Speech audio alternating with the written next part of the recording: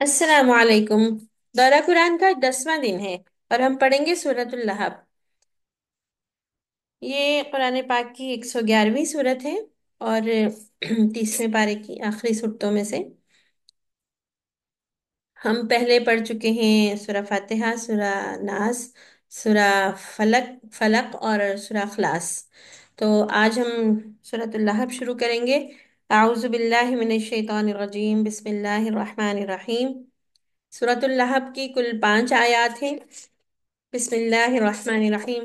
تبت یدا ابی لہب وتب ما اغنى عنه ماله وما كسب سيصلى نارا ذات لهب وامرأته حمالة الحطب في جيدها حبل من مسد۔ سب سے پہلے دیکھتے ہیں سورت کا شان نزول۔ اس کی الگ سے بھی آپ کو ایک ویڈیو ملنے والی ہے الباب کلب کی، وہاں پہ بچے شان نزول پہ ڈسکشن کرتے ہیں نا، تو آپ بھی اس طرح کیجیے، اس طرح سیکھیں اور دوسروں سے ڈسکشن کریں، انہیں بتائیں کون سی سورت کب اور کیسے اور کیوں نازل ہوئی۔ یہ سورت اللہ کے نبی حضرت محمد صلی اللہ علیہ وسلم کے چچا ابو لہب کے بارے میں نازل ہوئی۔ ابو لہب کون تھا؟ پہلا تعارف تو اس کا یہی ہے کہ وہ پیارے نبی کے چچا تھے، لیکن ساتھ میں پیارے بچوں، وہ بہت شدید سخت دشمن تھے پیارے نبی کے۔ اور نہ صرف یہ کہ ان کو تکلیف پہنچاتے تھے، بلکہ کوئی موقع ہاتھ سے نہیں جانے دیتے تھے پیارے نبی کو کہ مخالفت کا، ان کی دشمنی کرنے کا، ان کو تکلیف پہنچانے کا۔ ابو لہب کا اصل نام عبد العزیٰ بن عبد المطلب تھا، اور وہ پیارے نبی صلی اللہ علیہ وسلم کے چچا تھے۔ ابو لہب ان کا لقب تھا، اور یہ لقب اس لیے انہیں ملا کہ ان کا چہرہ، ان کی رنگت سرخ و سفید تھی، خوبصورت تھے وہ بھی، اور ان کی بیوی کا نام ام جمیل تھا، اور وہ بھی ایک خوبصورت خاتون تھی۔ اب دیکھیں بچوں، خاندان کتنا طاقتور اور اسٹرانگ۔ بنو ہاشم کے قبیلے سے ان کا تعلق ہے، جو کہ قریش کا ایک سرکردہ لیڈر، قیادت کرنے والا قبیلہ ہے۔ اور اللہ نے خوبصورتی بھی دی ہوئی ہے، مال و دولت بھی بہت ہے، بڑے امیر لوگ ہیں بھائی، اور بڑے مشہور بھی ہیں۔ ام جمیل کا نام ام جمیل اس لیے نہیں تھا کہ ان کا کوئی بیٹا جمیل تھا، بلکہ اس لیے کہ وہ بہت خوبصورت خاتون تھی۔ عرب میں دو طرح سے لوگوں کے نک نیم مشہور ہوتے ہیں، ایک تو بیٹوں کی وجہ سے، جیسے میں ام یحییٰ ہوں کیونکہ میرے بیٹے کا نام یحییٰ ہے۔ ابو لہب کا نام بھی ابو لہب اس لیے نہیں تھا کہ وہ لہب کے والد تھے، بلکہ اپنے سرخ و سفید رنگت کی وجہ سے۔ لہب کا لفظی مطلب ہے شعلہ، سرخ رنگ کا شعلہ، تو ان کی رنگت میں چمک تھی، سرخی تھی، اس وجہ سے ان کا نام ابو لہب پڑا۔ اور ان کی بیوی ام جمیل اس لیے تھی کہ وہ بہت جمیل خوبصورت خاتون تھی۔ اللہ نے اتنی نعمتیں دی ہوں، آپ ایک بارو پرسنالٹی، خوبصورت شخصیت کے مالک ہوں، مال و دولت بھی ہو، خاندان بھی بڑا اسٹرانگ ہو، تو پھر بھی آپ اللہ کی نعمتوں کا شکر نہ کریں، اللہ کو پہچانے نہ۔ دیکھیں، ہوا یوں، پیارے نبی صلی اللہ علیہ وسلم نے کوہ صفا پر، نبوت کے ابتدا کا زمانہ تھا، پیارے نبی صلی اللہ علیہ وسلم نے سارے قریش کے لوگوں کو بلایا، وہاں پر دعوت دی، کوہ صفا پر سارے جمع ہوئے، اور پیارے نبی نے انہیں اسلام کی طرف بلایا، سمجھایا کہ اللہ نے انہیں نبی بنا کے بھیجا ہے، اور یہ کہ وہ سارے ان کا ساتھ دیں۔ ساری بات سنی ابو لہب نے، اور پیارے نبی صلی اللہ علیہ وسلم کے اوپر پل پڑا، غصے سے بولا کہ اس لیے جمع کیا تھا ہمیں، یہ بات بتانے کے لیے، ہلاکت ہو آپ کے لیے۔ تو اللہ نے اس بات کے جواب میں پھر سورۃ اللہب نازل کی۔ اس صورت میں ابو لہب کا انجام کا ذکر بھی ہے، اس اعتبار سے بھی چونکہ وہ جہنم میں جلے گا، آگ کے شعلوں میں جلے گا، اس لیے لہب کا مطلب بھی آگ کا شعلہ ہے، یعنی ان کے نام سے ایک کنیت کے حساب سے ایک بات ہم یہ بھی سمجھ سکتے ہیں۔ تو ہم دیکھتے ہیں سورت کو، اور ساتھ ساتھ سیکھتے ہیں کہ اس سورہ میں اللہ تعالیٰ نے یہ سورت کیوں نازل کی، ساتھ ساتھ سمجھ میں آ جائے گا انشاءاللہ۔ تبت یدا ابی لہب و تب، تبت کا مطلب ٹوٹ گئے، یدا دونوں ہاتھ، یدا ہاتھ، ابی لہب و تب، ابی لہب کے یا ابو لہب کے، دونوں ہاتھ ٹوٹ گئے، وہ تب اور وہ ہلاک ہو گیا۔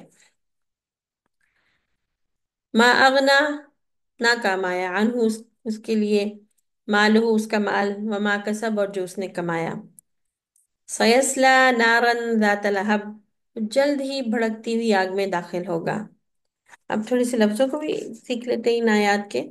تبت کا مطلب ٹوٹ گئے، یدا ہاتھ، ما اغنا کام نہ آیا، فائدہ نہ دیا، مالہ اس کے مال نے، وما کسب اور جو اس نے کمایا، وامرأتہ اور اس کی بیوی، اس کی عورت، حمالۃ الحطب جو ایندھن اٹھانے والی ہے، فی جیدہا اس کی گردن میں، حبل رسی، مسد بٹی ہوئی کھجور کی رسی۔ سیسلا کا مطلب ایک دفعہ پھر دیکھتے ہیں، جلد ہی وہ داخل ہوگا، نارن آگ میں، ذات لہب جو شولوں والی ہے، بھڑکتی ہوئی ہے۔ اب شولوں والی آگ جس میں سے شولے اٹھ رہے ہو، آگ کی لپٹیں اٹھ رہی ہو، اس کو ہم، اس آگ کو ہم کیا کہتے ہیں؟ بھڑکتی ہوئی آگ ہے۔ تو دو طرح سے اس کا مطلب ہوا، ذات لہب شولوں والی آگ، دوسرے لفظوں میں بھڑکتی ہوئی، وامرأتہ اور اس کی بیوی، حمالۃ الحطب جو ایندھن اٹھانے والی تھی، فی جیدہا حبل من مسد اس کی گردن میں ہوگی کھجور کی رسی۔ اس صورت سے بچوں ہمیں کیا سبق ملتے ہیں؟ اس صورت سے ہمیں یہ سبق ملتا ہے کہ جو کوئی اللہ کے نبی صلی اللہ علیہ وسلم کی شان میں گستاخی کرے گا، اللہ تعالیٰ اس کے لیے کافی ہوگا۔ دیکھیں، اللہ نے رہتی دنیا تک وہ شخص جو آپ کا چچا تھا، جس سے آپ کی رشتہ داری تھی، وہ رشتہ داری اس کے کام نہیں آئی، بالکل بھی کام نہیں آئی، اور وہ گستاخی کے جواب میں کا جواب اللہ تعالیٰ نے خود دیا سورت میں۔ ہر مسلمان یہ سورت پڑھتا ہے اور بار بار پڑھتا ہے، اور اب ایسے لوگوں کے انجام سے بھی آگاہی حاصل ہوتی ہے جو اللہ کے نبی کی شان میں گستاخی کرے۔ اس سے اللہ کے نبی کی شان میں کوئی فرق نہیں پڑتا، کیونکہ اللہ نے تو اپنی نبی کا ذکر بلند کر دیا، وَرَفَعْنَا لَكَ ذِكْرَكَ۔ قریش مکہ نے طرح طرح سے پیارے نبی صلی اللہ علیہ وسلم کو ستایا، کبھی یہ کہا کہ اس کا تو کوئی بیٹا نہیں ہے، اس کی نسل نہیں چلے گی، اس کا کوئی نام لینے والا نہیں ہوگا، اور اللہ نے کیسی عزت افزائی کی کہ اللہ نے درود شریف پڑھنے کو بہت بڑی نیکی بنا دیا۔ کوئی اپنے ماں باپ کو یاد رکھے یا نہ رکھے، ہر مسلمان اللہ کے نبی صلی اللہ علیہ وسلم پہ درود بھیجتا ہے اور ان کو محبت سے یاد کرتا ہے، ان کی محبت ایمان کا حصہ بنا دی۔ جس نے اللہ کے نبی کی شان میں گستاخی کی، اس کا یہ انجام ہوگا جو ابو لہب کا ہے۔ اور ابو لہب کے اور اس کے بیوی کے انجام کے بارے میں یہ صورت ہمیں بتاتی ہے کہ وہ اللہ تعالیٰ آخرت میں انہیں، قیامت کے دن انہیں بھڑکتی ہوئی آگ میں ڈالے گا، اور اس کی بیوی کے گلے میں مونج کی رسی ڈال کے اسے گھسیٹا جائے گا۔ یہ ان کا انجام ہے۔ وہ لوگ جو دنیا میں امیر تھے، خوبصورت تھے، طاقتور تھے، بڑے اونچے خاندان سے جن کا تعلق تھا، اور وہ تعلق کسی کام نہ آیا، وہ دولت، وہ جو مال اس نے کمایا کسی کام کا نہیں ہے۔ جس خاندان سے وہ تعلق رکھتا ہے، وہ اس کو بچا نہیں سکتا، بس کیا ہوگا؟ جہنم حاصل ہو جائے گا، جہنم میں دھکیل دیا جائے گا، اس کو بھی، اس کی بیوی کو بھی۔ اس صورت کو ہم کرتاس پہ بھی لکھیں گے اس کلر کوڈ کے ساتھ۔ ذرا غور کریں تو تبت یدا ابی لہب وتب، کس بات کا ذکر ہے؟ ایک انسان کا ذکر ہے اس کے اندر جو نافرمان تھا، ہے نا؟ اور پھر آگے کیا بتایا؟ ما اغنی عنہ مالہ ما کسب، اس کے کچھ کام نہیں آئے گا اس کا کیا دھرا، جو کچھ اس نے مال کمایا وہ بھی۔ تیسری آیت ہے سیصلی نارا ذات لہب، آگ کا ذکر ہے، جہنم کا ذکر ہے اس میں۔ اور پھر وامرأتہ حمالۃ الحطب، اس میں اس کی بیوی کا ذکر ہے، وہ بھی ایک انسان تھی، کیا تھی؟ وہ ایندھن اکٹھا کرتی پھرتی تھی۔ فی جیدہا اس کی گردن میں مونج کی رسی ہوگی۔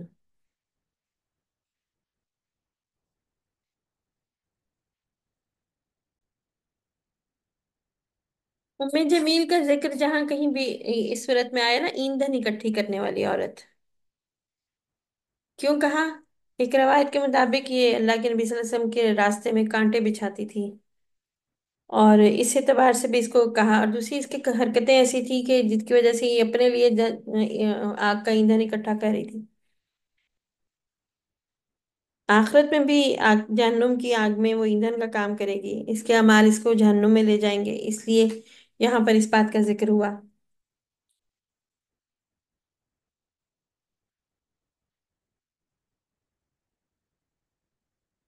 سورۃ اللہب کا جو سبق ہے نا، وہ یہ ہے، خاص سبق، کہ اللہ کے نبی کی شان میں گستاخی کرنے والا کبھی نہ اس دنیا میں کامیاب ہو سکتا ہے اور نہ ہی آخرت میں۔ تو پیارے نبی سے محبت مسلمانوں کے ایمان کا حصہ ہے، اور یہ انسانوں کی کامیابی کی ضامن بھی ہے۔ تو پیارے بچوں، ہم نے یہ سیکھا کہ جو کوئی ابو لہب کی طرح پیارے نبی صلی اللہ علیہ وسلم کے راستے میں رکاوٹ ڈالے گا، اس کی بیوی کی طرح، اور ان کی دشمنی کرے گا، اس کا ٹھکانہ جہنم ہے۔ اور جو کوئی پیارے نبی صلی اللہ علیہ وسلم کا ساتھ دے گا، وہ اس دنیا میں بھی کامیاب ہوگا اور آخرت میں بھی کامیاب ہوگا۔ اب ہم اس صورت کے حوالے سے کچھ اے آئی کا کام کریں گے، اور کچھ سوالات جو آپ کے ذہن میں آتے ہیں اس کا جواب دیں گے، اور یہ کام ہم کل کی اگلی عملی کلاس میں کریں گے انشاءاللہ۔ تو آج کی کلاس کے لیے اتنا ہی، اجازت دیجیے۔ دعا پڑھ لیتے ہیں مجلس کے خاتمے کی۔ سبحانک اللہم و بحمدک، نشہد ان لا الہ الا انت، نستغفرک و نتوب الیک۔ السلام علیکم ورحمۃ اللہ وبرکاتہ۔